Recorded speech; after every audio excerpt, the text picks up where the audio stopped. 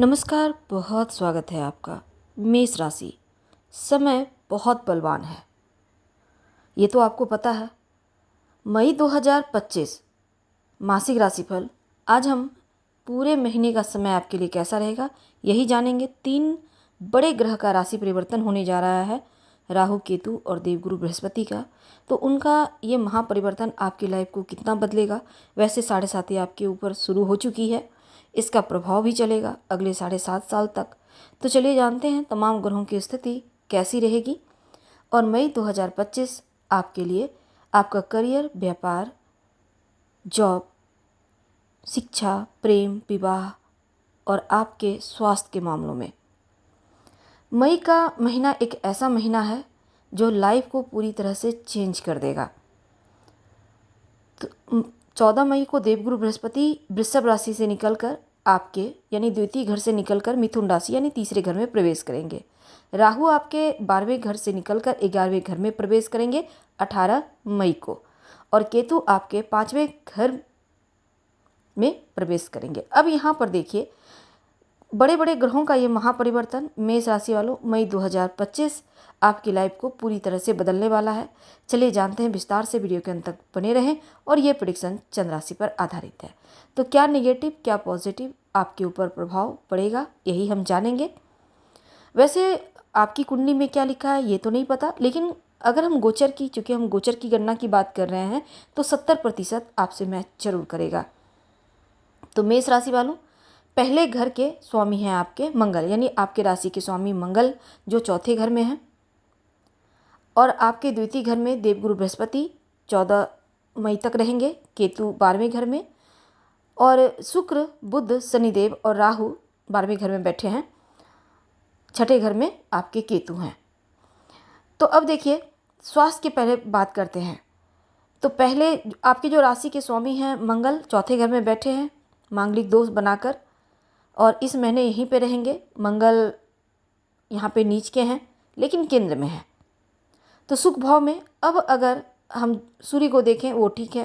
देवगुरु बृहस्पति आपके तीसरे में आ जाएंगे 14 मई को, और राहु के साथ बुध। यहाँ पर बुध थोड़े से जैसे वो खुलकर आपको आशीर्वाद नहीं दे पा रहे हैं। शनिदेव राहु के साथ हैं, तो स्वास्थ्य के मामलों में बड़ी टेंशन नहीं होगी। और जो बुध देव हैं शनि राहु के साथ हैं, तो अपनी स्किन का ध्यान रखिए, क्योंकि गर्मी भी बहुत है, जैसे कि स्किन की कोई प्रॉब्लम ना हो जाए। अब गर्मी में घमौरियाँ भी हो जाती है, स्किन बहुत रूखा भी हो जाता है, तो किसी भी तरह का लापरवाही मत कीजिएगा, खूब पानी वगैरह पीते रहिए। 12वें घर में बैठे हैं और ऊपर से बुध भी यहाँ पर। अब यहाँ क्या होगा ना, बुध एक नीच के बैठे हैं, तो स्किन का आपको ख्याल रखना है, अपना ध्यान रखना है बड़ा, लेकिन टेंशन नहीं है, इसलिए आप डरिएगा मत। अब मंगल देव, जो लोग यात्रा करते हैं, सर दर्द की समस्या हो सकती है, यानी टेंशन थोड़ा देंगे, ध्यान रखेंगे। जो विद्यार्थी हैं, मई के महीना आपके लिए पढ़ाई लिखाई के मामलों में, देखिए पढ़ाई लिखाई के मामलों में बढ़िया है, क्योंकि पंचम भाव के जो स्वामी हैं उच्च के होकर बैठे हैं। तो 14 मई तक सूर्य भी आपके लिए, सूर्य का जो राशि परिवर्तन भी होगा 14 मई के बाद, वो भी आपके लिए बढ़िया रहेगा। इसके पहले भी अच्छा है। मन लगाकर पढ़ाई करें, आपका कोई एग्जाम है बहुत अच्छा जाएगा। सरकारी जॉब की तैयारी कर रहे हैं तो बहुत अच्छा है, क्योंकि सरकार से लाभ के योग इस महीने आपके लिए बने हुए हैं। तो सूर्य आपके लिए बढ़िया है। अब देखिए, अगर आप कहीं बाहर एडमिशन वगैरह लेना चाहते हैं तो समय अनुकूल है, इसका फ़ायदा उठाइए। जो लोग प्रेम जीवन में है, बदलाव दिखता है। और 5वें घर पढ़ाई का भी होता है, लव लाइफ का भी होता है, तो यहाँ पर देखिए आपके प्रेम के मामलों में बढ़िया है। शुक्र शनि के साथ बैठे हैं, तो किसी व्यक्ति, मेष वालों, अगर आपके किसी से बातचीत नहीं थी, बंद थी, तो दोबारा से आपका रिश्ता बेहतर हो सकता है। लेकिन जल्दबाजी में कोई भी डिसीजन मत लीजिएगा, सोच समझ कर बोलिएगा, तोल मोल कर बोलिएगा, तो आपके लिए ज़्यादा अच्छा रहेगा।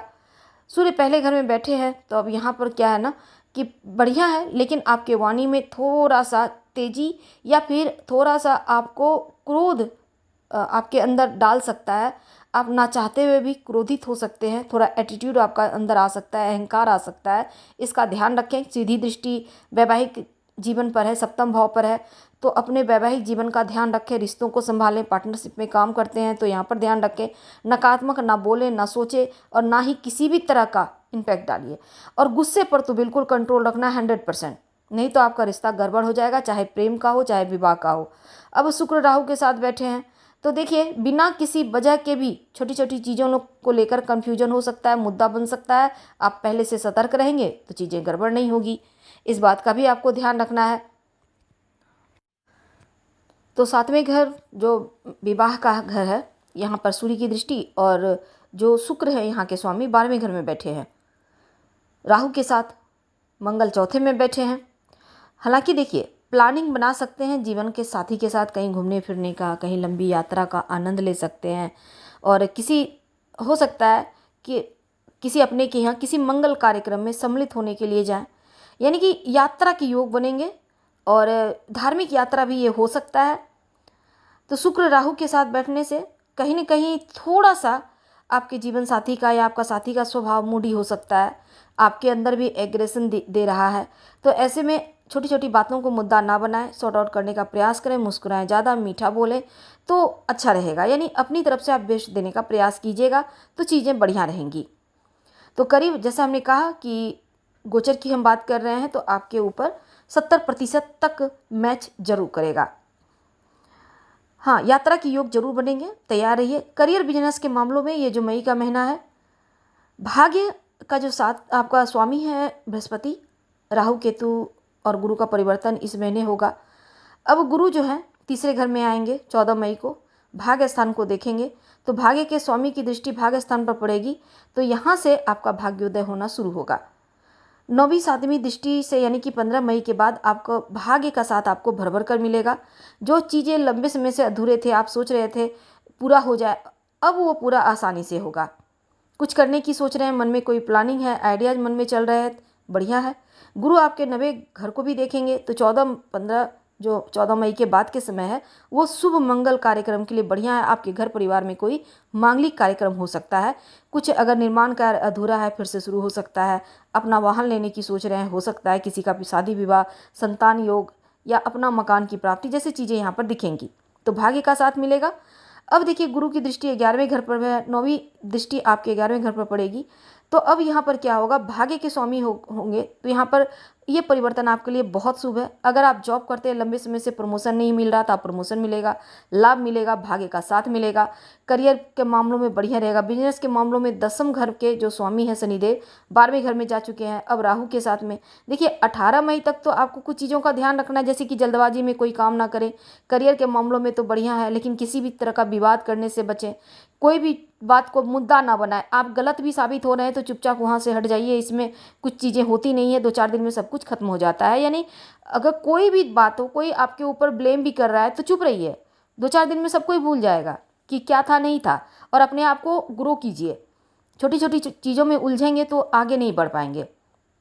लग्न में सूर्य बैठे हैं और आपके लिए शनि के साथ राहु बैठे हैं।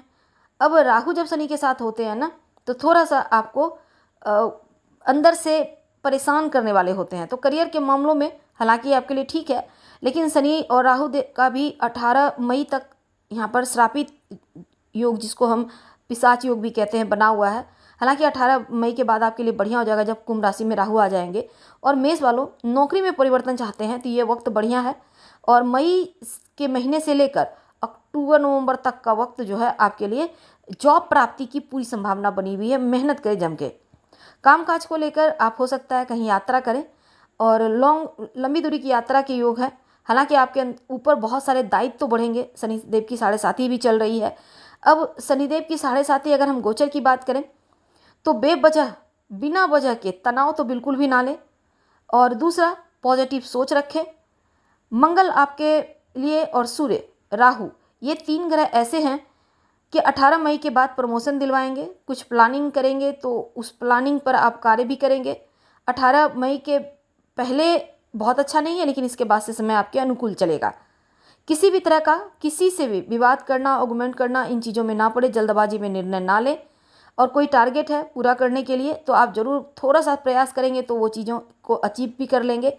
अब देखिए बिजनेस को लेकर ये एवरेज है, लेकिन बुध के लिए थोड़ा सा आप जैसे गणेश जी की आराधना कर दिन की शुरुआत करें, या गणेश जी को दुर्वा अर्पित कर दिया करें तो आपके लिए बहुत उत्तम रहेगा। हाँ, रोज़ शाम में आप ओम शनिश्चराय नमः इसका जप करें, या फिर एक बार शनि चालीसा का पाठ कर लीजिएगा तो बहुत अच्छा रहेगा।